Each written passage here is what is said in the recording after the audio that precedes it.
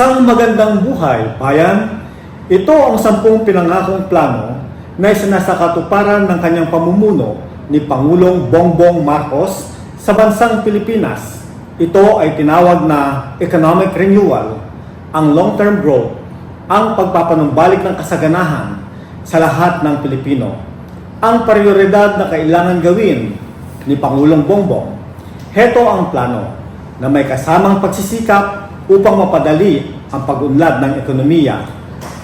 Ang panunumbalik ng turismo, tinanggal ang maraming restriksyon upang makalikha ng maraming trabaho sa lahat ng mga nawalan ng trabaho.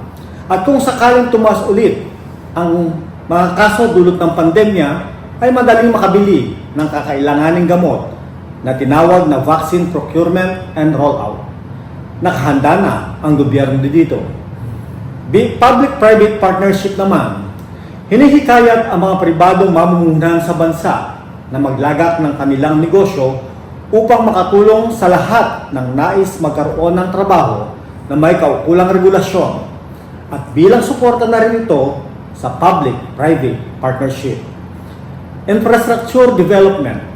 Si Pangulong Bongbong ay naglunsad din ng Build Better program para lalong mapabuti ang nanganganib na infrastruktura sa Pilipinas, tulad ng pagpapalakas ng digital connectivity across the country.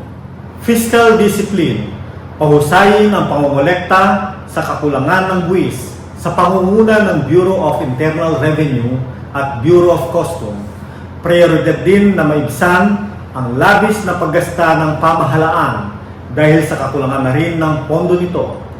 Transparency and efficient governance, pagtatatag ng mabisa at produktibong pamahalaan tulad ng online services upang maisulong ang tapat na paggawa ng walang itinatago sa publiko.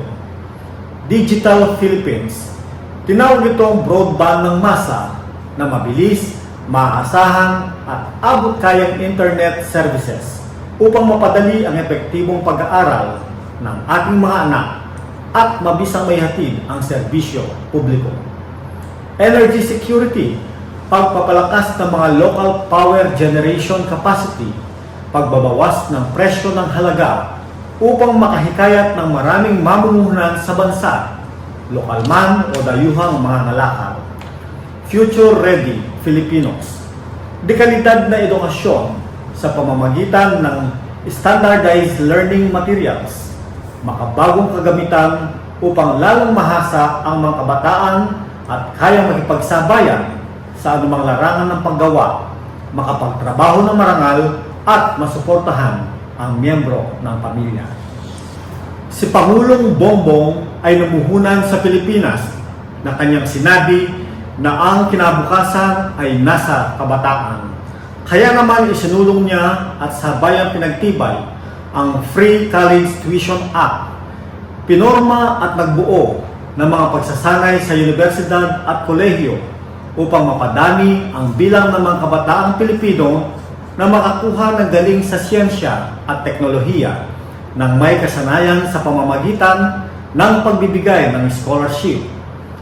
Affordable healthcare, mababang presyo ng gamot at upang mapabili sa pag-aangkat kung may kakulangan sa pangangailangan, pagtutok sa pagpapalakas sa mga pangunahing mga komunidad na di abot sa serbisyo, at mabilisang pagtatayo ng regional specialty hospitals.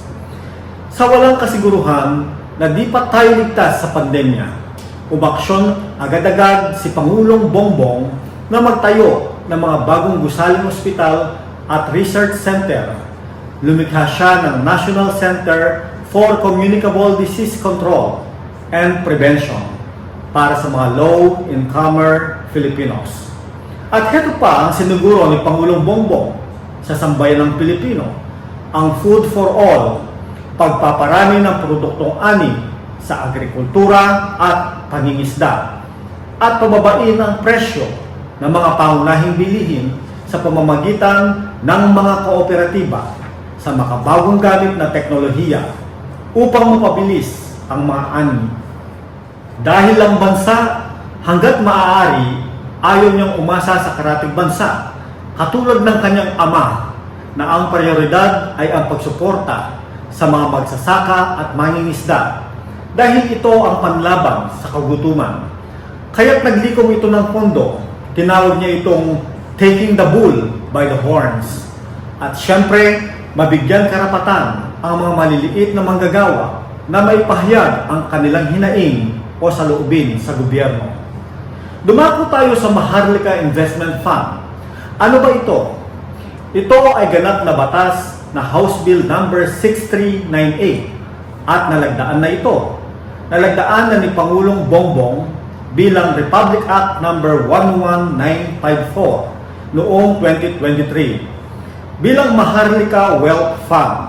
Ito ang sovereign wealth fund ng bansa. Sa pamamagitan ng batas na ito, mabibigyan ng kapasidad ang gobyerno na lumikom ng pondong magagamit para mamuhunan tungo sa pagsusulong ng mga proyekto tulad ng infrastruktura, agrikultura at iba pa. Ang MIC ay tutukoy sa mga infrastructure projects na maaaring ituring na financially at commercially na pamumuhunan. Bubuo rin ito ng investment strategies na sasaklaw sa mga umuusbong na mga megatrend tulad ng kalikasan sa panglipunan, governance, digitalization, at healthcare. Malaking tulong po ito para sa mga Pilipino dahil tuloy-tuloy na ang pagpapaunlad ng ating bansa. Ang layunin nito ay maisulong pa ang mga proyekto ng Administrasyong Marcos sa panahon ng kanyang panunungkulan. At noong January 28, 2024, Sabado, naganap na nga ang malakihang kick-off rally na ginanap sa Quirino Grandstand. Inulunsad ang bagong Pilipinas na kung saan dinaluhan at sinuportahan ng iba't ibang sektor, mga ahensya ng gobyerno, civic and religious leader, pribadong sektor at matataas na opisyal ng gobyerno, mga ordinaryong manggagawang Pilipino at marami pang iba. Nakiisa din ang Tarlac 2 Electric Cooperative Incorporated o Tarelco 2 at iba't ibang electric cooperative sa buong bansa na suportahan ang panawagan ng pamunuan ng National Electrification Administration at Department of Energy. Ipinakita nito ang mainit na pagsuporta kay Pangulong Bongbong. At sa sobrang dami ng sumuporta, umabot ito sa mahigit kumulang sa 400,000 ang nakadalo. Maririnig at makikita ang tunay nga namang produktibong paglatag ng modernong sistema ng gobyerno, ang mabisang programa ng Pangulo.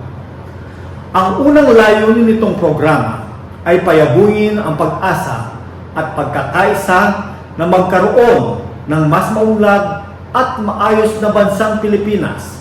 Kaya nga ba't sa slogan ng Pangulo na may katagang sama-sama tayong babangon muli o ang Together We Shall Rise Again. Ang bagong Pilipinas ay maglatag ng mga mithiin na dapat nating makamtan para sa kinabukasan ng ating bayan. Tapos na, sabi ng Pangulong Bongbong, na tapos na ang patsi-patsi na plano na nag-iiba-iba na ang nangyayari lang ay ang pagkakawatak-watak tayo.